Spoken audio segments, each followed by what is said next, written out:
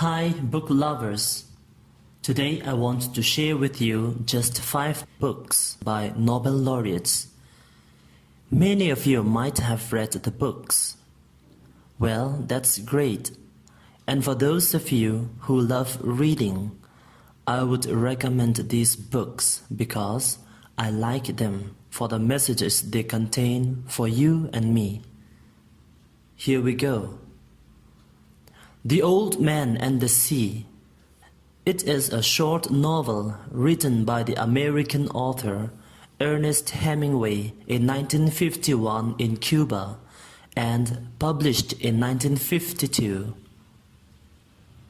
One of his most famous works, it tells the story of Santiago, an aging Cuban fisherman who struggles with a giant marlin far out in the Gulf Stream off the coast of Cuba. Ernest Miller Hemingway was an American journalist, novelist, short story writer, and noted sportsman. He won the Nobel Prize in Literature in 1954. The story dwells on the theme of perseverance and determination. I'm pretty sure that this book will serve as a guide to lead you along and encourage you to face hardships with courage, because, as we read in the novel, a man can be destroyed but not defeated. In 1953, The Old Man and the Sea was awarded the Pulitzer Prize for fiction, and it was cited by the Nobel Committee as contributing to their awarding of the Nobel Prize in Literature to Hemingway in 1954.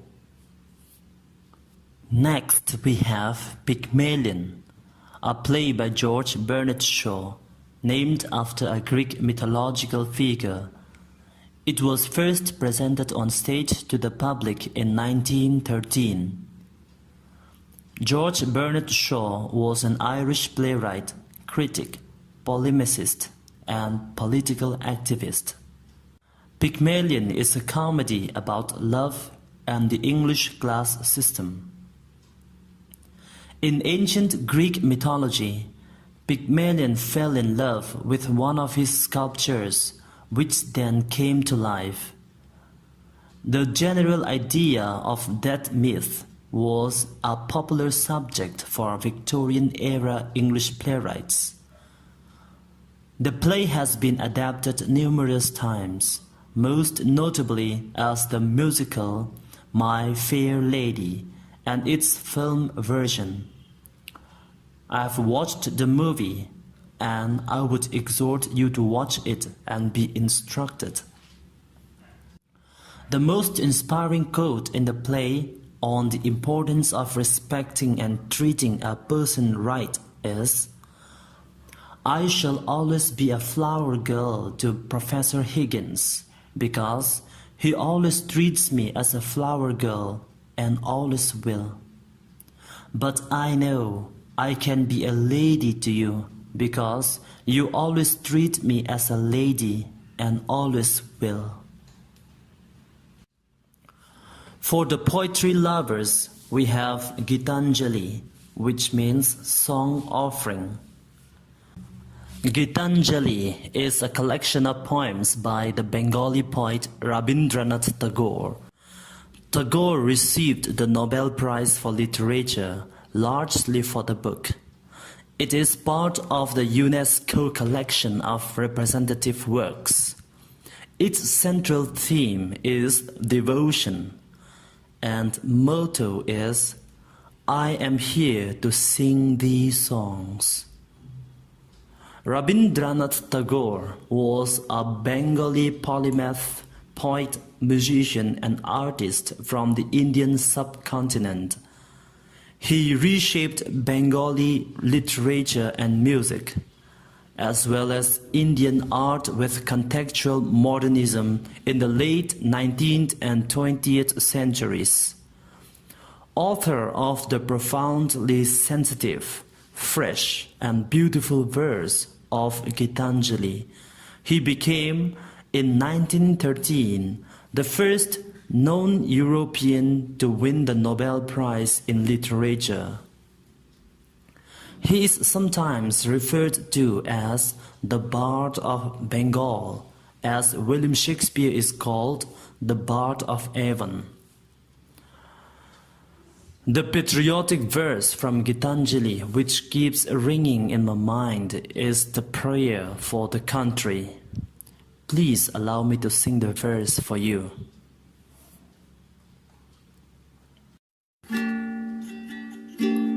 Where the mind is without fear and the head is held high, into that heaven of freedom, my Father, let my country wake, where knowledge is free.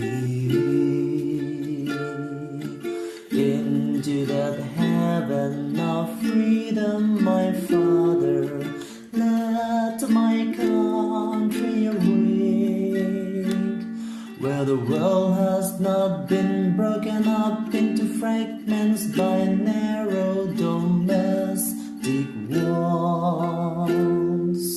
Into that heaven of freedom, my Father, let my country awake, where words come out from the depth of truth. Into that heaven of freedom, my Father, let my country awake.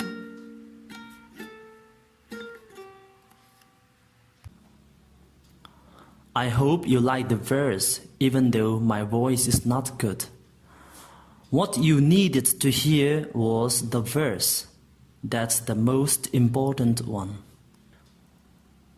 And now we have a novel called Lord of the Flies, a 1954 novel by Nobel Prize winning British author William Golding. The book focuses on a group of British boys stranded on an uninhabited island and their disastrous attempt to govern themselves. Sir William Gerald Golding was a British novelist, playwright and poet. Best known for his novel Lord of the Flies, he won a Nobel Prize in Literature and was awarded the Booker Prize for Fiction in 1980 for his novel Rites of Passage, the first book in what became his sea trilogy, To the Ends of the Earth. The novel teaches us about the evil of war and the chaotic condition of the society without law and order. Quoting from the novel, let me ask you, which is better, to have laws and agree, or to hunt and kill? Of course, to have laws and agree. Please grab the book and begin to read as soon as possible. And for those of you who have identity crisis and are seeking identity with dignity, I would suggest that you read A House for Mr Biswas, a 1961 novel by V.S. Naipaul, significant as Naipaul's first work to achieve acclaim worldwide. It is the story of Mohan Biswas, an Indo-Trinidadian who continually strives for success and mostly fails, who marries into the Tulsi family only to find himself dominated by it, and who finally sets the goal of owning his own house. Sir Vidyadhar Suraj Prasad Naipaul, most commonly known as V.S. Naipaul, and informally Vidya Naipaul, was a Trinidadian British writer of works of fiction and non-fiction in English. He won the Booker Prize in 1971 for his novel In a Free State. In 1989, he was awarded the Trinity Cross, Trinidad and Tobago's highest national honor. He received a knighthood in Britain in 1990.